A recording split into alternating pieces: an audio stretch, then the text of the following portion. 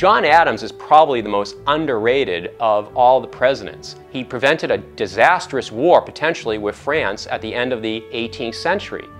And he basically allowed the first peaceful transition of power in American history, and perhaps you could even argue in modern history.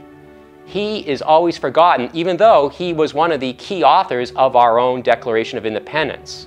He deserves to be on Mount Rushmore more than anyone else I can think of.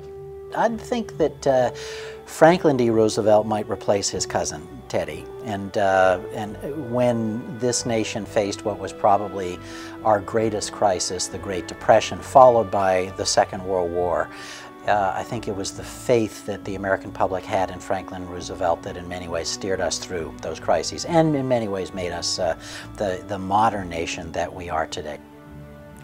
As a political scientist, when I think of whose faces I'd put on Mount Rushmore, the answer is no one's. And there are really two reasons why I wouldn't. One of them is I really like the natural beauty of mountains. And I think they were designed pretty much perfectly. And it seems to me it's a little bit of arrogance for people to carve faces in them. But the more serious is, as a political scientist, I think we shouldn't think about carving the faces of presidents in stone. All of them had some things they did well, some more than others. All of them had things they did wrong, and with history, with more knowledge, with reflection, I think our images of these presidents change, and they ought to change. So, no, I want to carve the faces of presidents in history books, in political science books, in movies, but not on mountains.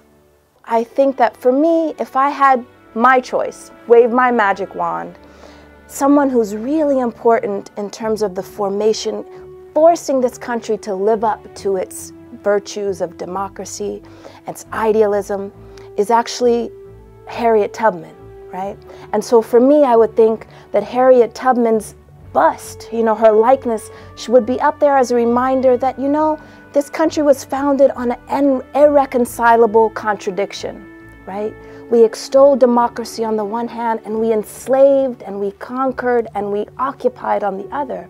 And she, to me, walks this fine line as an escaped slave who said, you know what, I come out of this history, but I'm going to create a future in which the people who are enslaved are actually going to have a taste of freedom. And so I think that she, if anyone, is worthy to be a reminder of what this nation is about.